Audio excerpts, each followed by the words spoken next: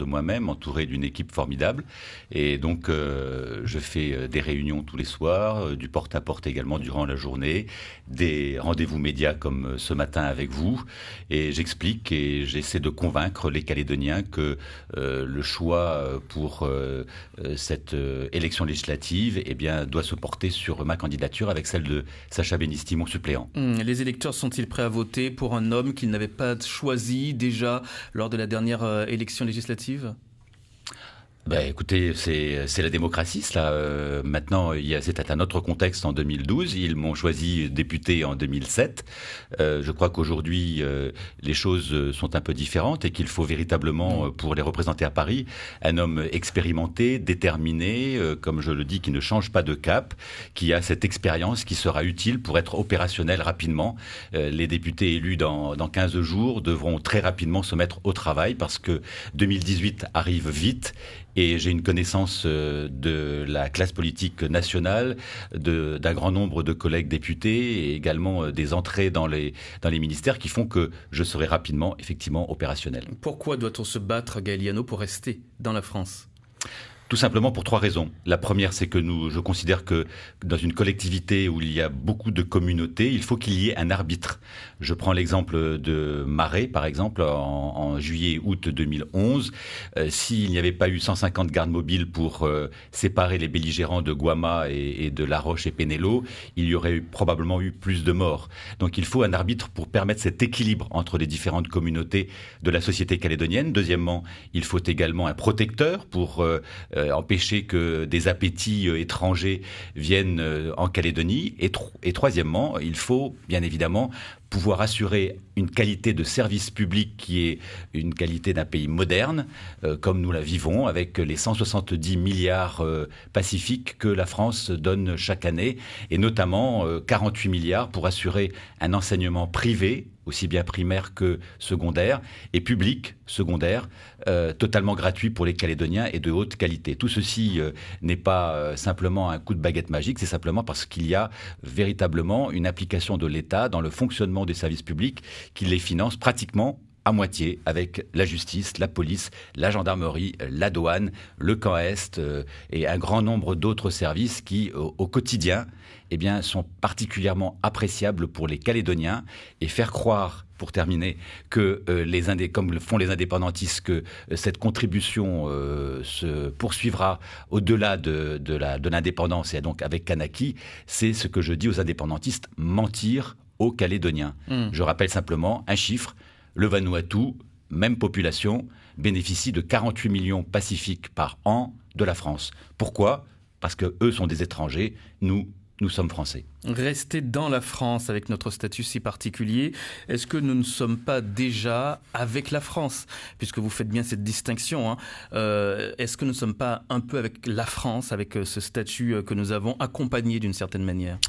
Pas du tout. Nous sommes aujourd'hui bien dans la France, avec des compétences régaliennes qui sont exercées par l'État, avec un droit français qui s'impose et qui s'applique en Nouvelle-Calédonie, avec, comme je l'ai indiqué, cette capacité de l'État d'intervenir lorsqu'il y a problème entre Calédoniens. Donc nous sommes bien dans la France. En revanche, le gros avantage que nous avons avec la France, c'est qu'elle nous laisse libres, totalement libres, pour gérer notre quotidien. C'est vrai que le Congrès est compétent en droit du travail, en protection sociale, en fiscalité, en environnement, en culture.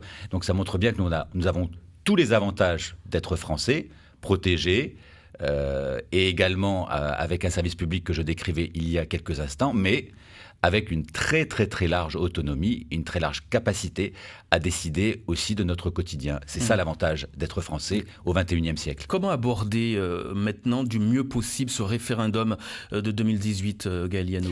D'abord, je crois qu'il faut dire clairement qu'on ne doit pas avoir peur d'aller à ce référendum. Moi, je vois que dans cette campagne électorale, il y a un grand nombre de candidats qui, il y a quelques mois, disaient qu'il fallait fallait à tout prix éviter un référendum couperet, qu'il fallait empêcher qu'il y ait cette question qui soit posée aux Calédoniens. Je pense plus particulièrement au rassemblement, je pense à Calédonie Ensemble également, qui ne voulait pas de ce référendum. Et puis à l'approche des élections, comme par hasard, ils disent que ce référendum est incontournable. Nous, comme je le disais tout à l'heure, nous ne changeons pas de cap, nous ne changeons pas de discours au gré des campagnes électorales. Ça fait de nombreuses années que nous disons que nous voulons ce rendez-vous. Après 30 ans apaisés et de construction ensemble de la Nouvelle-Calédonie, il faut mettre sur la table cette question tout de même, qui est une question importante. Voulons-nous, oui ou non, rester dans la République française? Est-ce qu'il faut discuter avant d'arriver au référendum? Bien sûr que je l'ai toujours dit, il faut discuter. Moi, je discute tous les jours, je discute avec des loyalistes. Bon, quelquefois, maintenant, c'est pendant la campagne électorale, c'est un peu difficile parce que nous sommes chacun de notre côté. Discuter avec des indépendantistes également, c'est indispensable. Simplement, ce que je dis, c'est que... Vous arrivez à discuter avec des indépendantistes, vous, Galliano? Bien sûr. Mais pourquoi est-ce que je n'arriverai pas? Vous savez, moi, je suis accueilli, je vais vous donner un exemple, quand je suis allé aux îles, j'étais accueilli par Neko Nepehoun et par Robert Rowi, respectivement président de la province des îles et maire de Lifou, qui m'ont accordé un accueil très chaleureux. J'ai également discuté, et même, je vais vous le dire, dîné avec Pierre Ngaïoni, qui est maire indépendantiste de Marais. J'ai d'excellents contacts parce que nous avons un respect mutuel. Nous savons que nous ne partageons pas les mêmes valeurs, mais je les respecte et ils me respectent. Et ils reconnaissait d'ailleurs que j'avais été un député présent aux îles Loyauté, ce qui n'a pas été tout à fait le cas de ma successeur, puisqu'en fin de compte, elle ne les a jamais vus en 5 ans. Mais ceci étant dit, j'ai d'excellentes relations, quelquefois un peu fortes avec les indépendantistes, mais ça n'empêche pas le respect humain. Calédonie Ensemble, en la personne de Philippe Dunoyer, dit aussi qu'il faut discuter autour de projets communs avant le référendum. Finalement, vous vous rejoignez d'une certaine manière. Vous pourriez vous retrouver autour de ce projet commun? Alors, 2 choses. Discuter et préparer les négociations, c'est indispensable de le faire. Ensuite, avancer dans les négociations avant 2018 pour mettre les Calédoniens devant le fait accompli. Moi, je ne suis pas d'accord dans ce domaine-là. Je vois sur ces discussions, ils parlent des valeurs, par exemple. Juste un exemple. Moi, j'ai toujours été opposé. L'UCF a été le seul parti loyaliste à dire qu'il était opposé à la charte du peuple kanak. Alors, la caricature, c'est bien sûr de dire « Ah oui, mais parce que vous êtes anti-kanak ». Pas du tout. Je dis simplement que dans cette charte, il y a des dispositions concernant notamment l'égalité entre hommes et femmes qui me posent problème.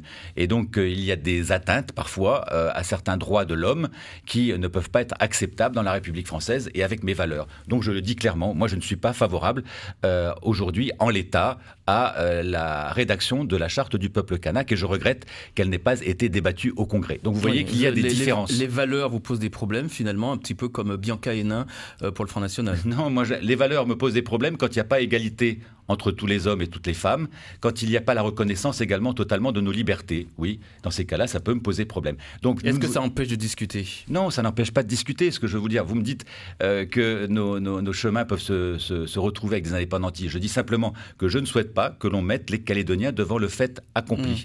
Et je dis ça aussi parce qu'il n'est pas nécessaire aujourd'hui de se rendre compte et de se regrouper justement entre loyalistes. Alors jusqu'à dimanche, c'est une question que je pose à tout le monde. Bien sûr.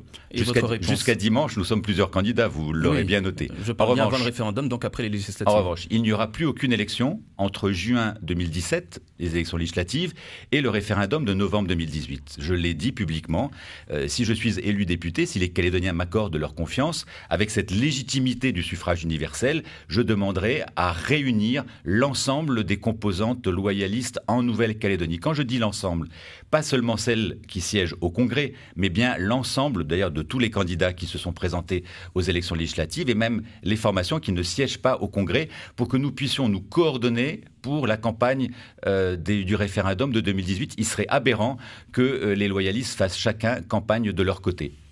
Gaël Liano, candidat aux élections législatives dans la première circonscription au nom de l'UCF. On se retrouve tout à l'heure.